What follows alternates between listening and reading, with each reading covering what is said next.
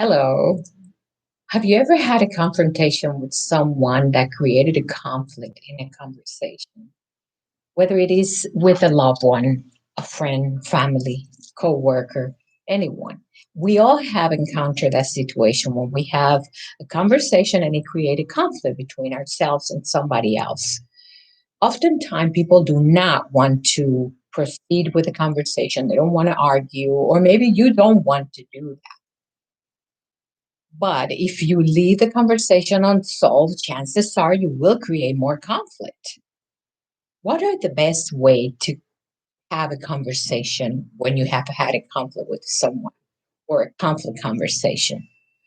The best time to have a conversation is at the right place, right time, and with the right attitude.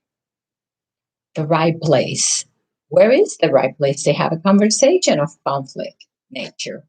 Is not in a library, not in a coffee shop, not in an office where your peers can hear what you have to say, but perhaps it will be in a place that is quiet, is private, like a private office, or in a public place outdoor where no one can hear what you're saying or watch your physical expression. You're having this conversation with somebody because it happens oftentimes. We are emotional human beings, and when we're having a confrontation conversation, we express with our behavior what is it that we want to say, who is right, who is wrong. So, the best place to have that conversation will be either in an empty parking lot, a walk on the beach, or even a walk in the park. This will result in a better way for you and the other person to express themselves and be able to come to an agreement in your conversation. What is the right time to have a conflict conversation? The right time to have a conflict conversation is when you are not upset about what the other person said or what you said today. When you're not in a rush to say what you want to say. You do, perhaps you may say something that may create even more conflict with a conversation with this person.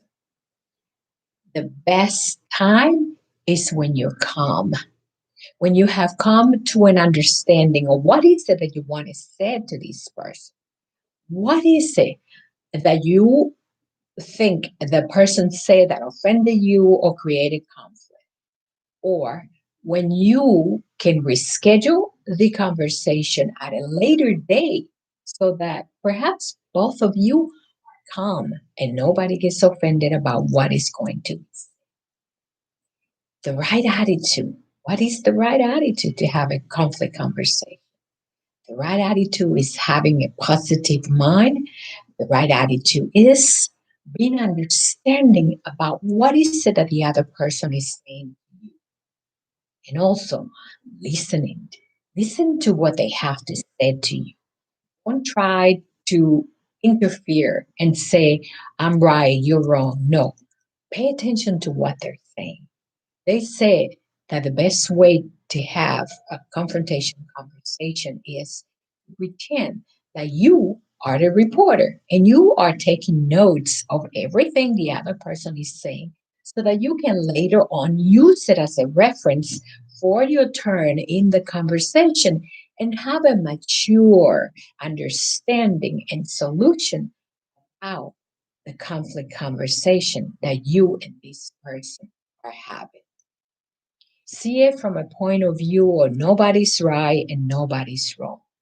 The purpose of the conversation is to come to an agreement and to have an effective and mature conversation that will resolve the conflict that was created. So remember, the right place, the right time, and the right attitude will have the perfect solution for any conflict conversation, no matter whether it is with a loved one, a family member, or a coworker. Thank you for listening. This is Frances Mahan from Conscious Dating Online. So when you're dating with someone and you're having a conflict conversation, remember these three tips. Goodbye. Have a nice day. Love and light. This is better than the last.